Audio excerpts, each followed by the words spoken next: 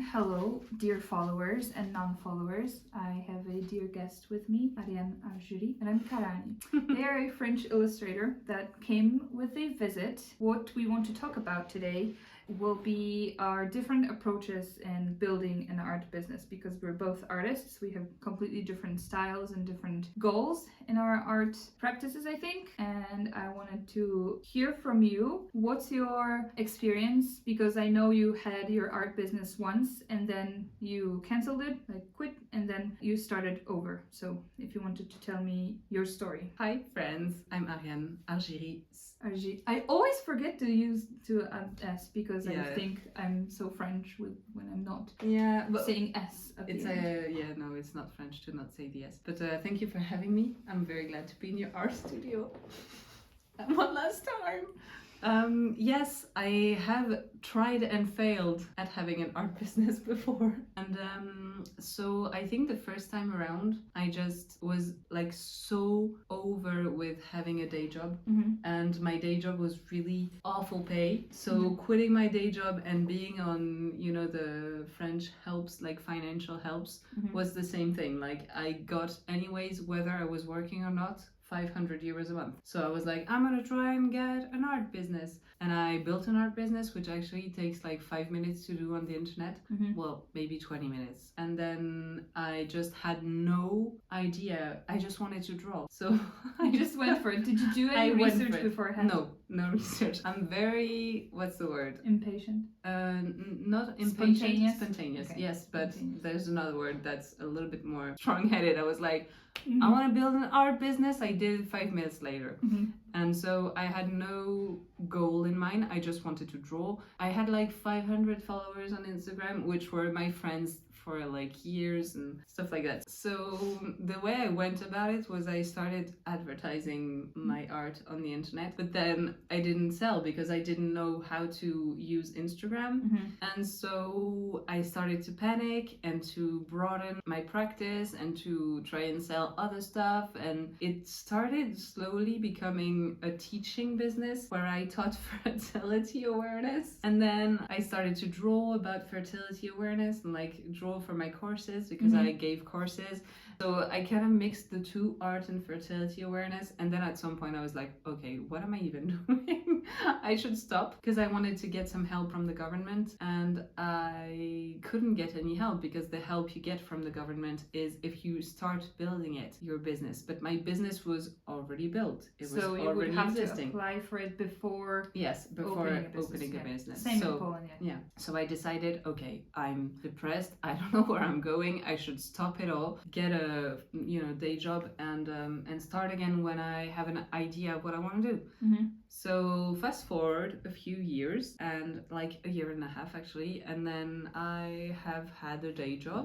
I've been stable, I've been good, and I've been thinking of what I wanted to do professionally. Yeah, because you didn't go to an art school, right? No, I didn't. Yes. I'm self-taught. My mom is an art teacher, so that may be a little bit like going to art But school. does she have her own business? She does now, yes. Okay. Actually, she's an art teacher and she works like as a teacher for the government. Like she's Does she government sell her employee. own works? She does, yes, Okay. and she does on the side sell her own work. And yes, this time around I have thought about it. I want to illustrate, so I want to sell my art as like more of an illustrative. I do loads of different kinds of art. Like for my own practice, I do self-portraits that are more realistic maybe, but what I want to sell is my illustrations. I want long-term to have maybe a business that sells stationery with my art on it. I want to write books and illustrate them. At some point, I want to start slow and build. Oh, that's the key. Yeah, Yes, yeah. yes, because I like listening about your ideas, and then when you say that you want to start slow, I think that's the most important thing. That's why you failed the first time. Oh, because yes. you wanted to do everything at once. Yeah. And then it doesn't go. I even started like with the end, I think. Like there's a French expression like mettre la charrue avant les bœufs, which means that literally, when you have a chariot and it's pulled by cows or by by horses. It means that I instead of pulling the chariot there and the horses there to pull it, I just put the horses and the chariot in front of the horses. Okay. And I think it's quite literally what I did. Like, I tried to sell without having a shop, without having knowledge about sales, without anything. And now I really want to start super small. So my plan is starting by selling originals and doing commissions. That's my base. That's what I'm trying to start doing now, very slowly, without rushing, while also building a social media audience so that I can have people who see my work. So that's why I have a YouTube channel. That's why I have an Instagram. That's why I have a website and a Patreon as well. And then slowly, I'm gonna move into trying to find someone who can make post-it notes. That's a thing that I want to sell. Good. And stickers. And, you know, slowly build my shop with other stuff. I think there are so many artists that, luckily for us, share their story, but once they achieve something, once they achieve having their business being successful, and we don't have that much narrative from people who are just starting, just like us, and trying to navigate through it, because we didn't go to an art school. I did go to 2 art schools, and we weren't taught how to manage our businesses, how to sell, how to price our works, where to sell, how to build our website, and how to market our works properly. So for me, it's been an ongoing 2-year process of trying to research, find out what should I do, what should I paint.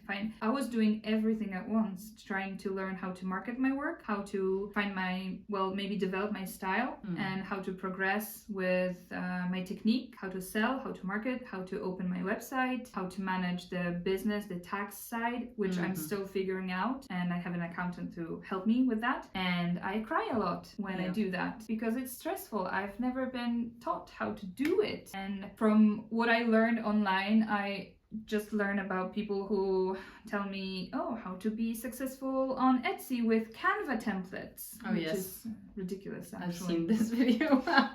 Yeah.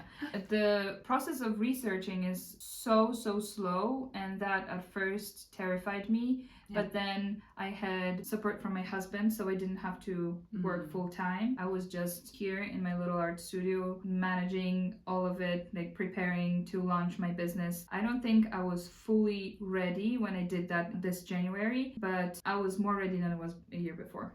Yeah. So I thought I have to go full in because I was working with like unregistered business, which was also legal, but I had a limit to which I could earn. So I really cared about starting an actual official business so I could paint bigger stuff, sell more. But for now, nothing changed. I'm still earning the same amount of money. I just have a lot more work and a lot more stress. And that's what I'm trying to manage now. That if something happens, I'm not in danger. If something happens, I can just close it and postpone it. You know that for me. Yeah, I know that for you, of course. And nothing happens, and I can still work on whatever I'm trying to learn, actually, because I learn as I go. This is how I started this YouTube channel, because I always wanted to have YouTube. I think it's been maybe not 15 years now, but 10 or 11. And I felt for 10 years I didn't feel ready. Yeah, same. 10 years. And then I figured, since you were pushing me so much, like, start your YouTube right now because my subscribers is asking. My subscribers were asking for Verka to start a YouTube channel.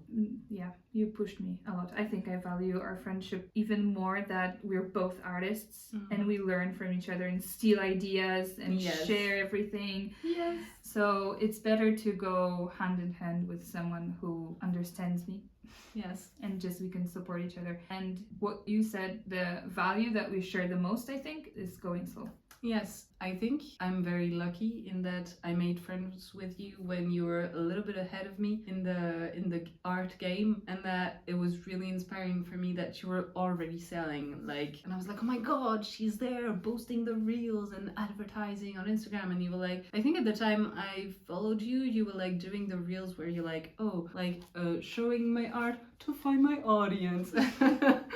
I was looking for my audience. Yes, and I love it. And it was so inspiring. Maybe I should do that. It's a trend, right? Maybe you should. Yes. It was a cute trend. People were responding to that, and it was so lovely. Because like, oh my god, I'm so glad I found you. Yeah. And then then Cute. we became online friends. Yeah, we became online friends, and Verka is so open. You're so open about sharing not only your technique but your struggles and like everything. You're very open. You share a lot, which I love, and I sometimes feel like I'm taking advantage of your wisdom. But that's good.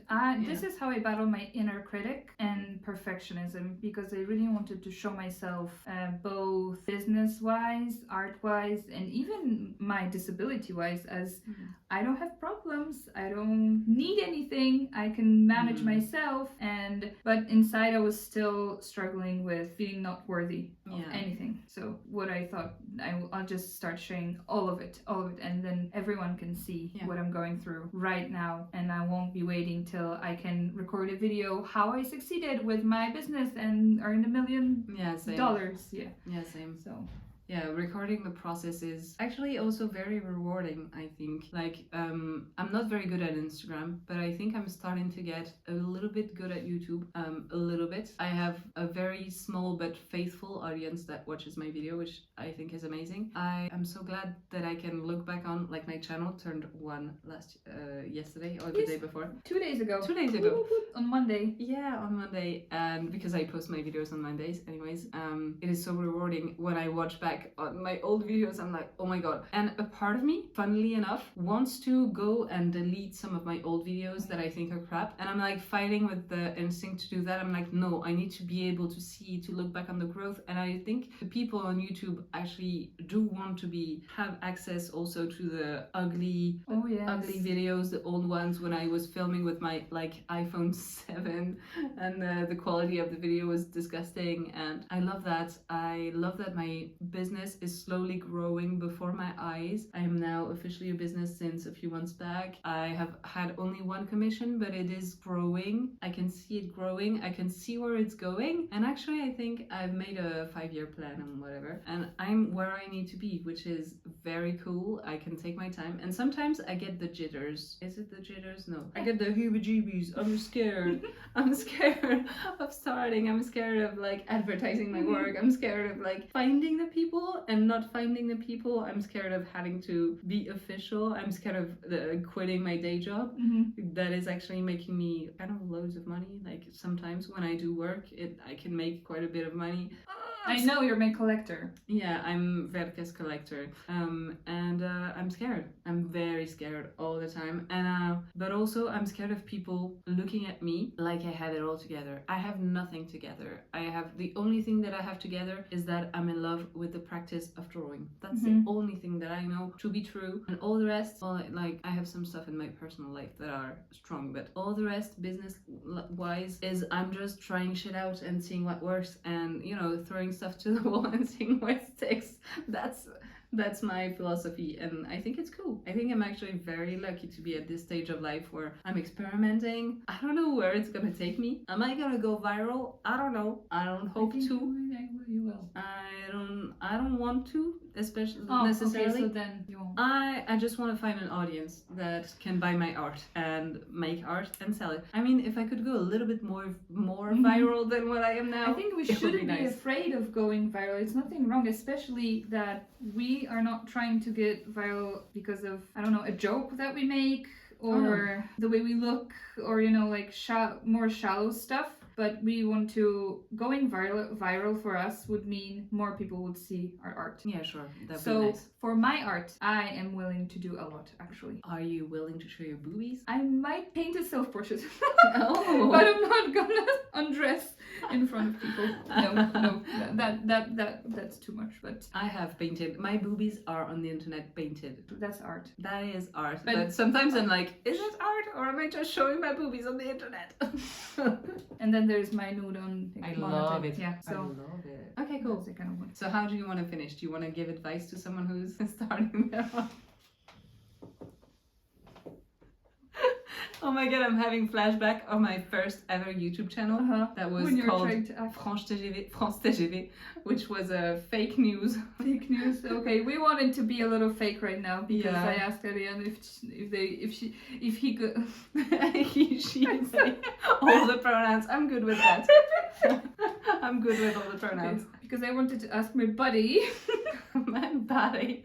My fine. my temporary roommate if they had an idea how we could finish the video. Yes, So- and I said, how about giving some advice to people wanting to start an art business? Yeah, and then I thought maybe we could replace the word advice with inspiration, because I think I can give advice on maybe a little bit of content creation or painting or drawing, something like that, but business-wise, not yet. And I don't think I will ever be sharing any advice on starting my business, because I think it depends on everyone, depending on what you want to do, what's your approach, because I've watched so many videos Yes, same. on people telling me how did they succeed in their businesses, and guess what, All of them are so different. all of them are different. None of them worked for me. Yeah. The only advice I could give, just do it. My advice is different. My advice would be start drawing every day.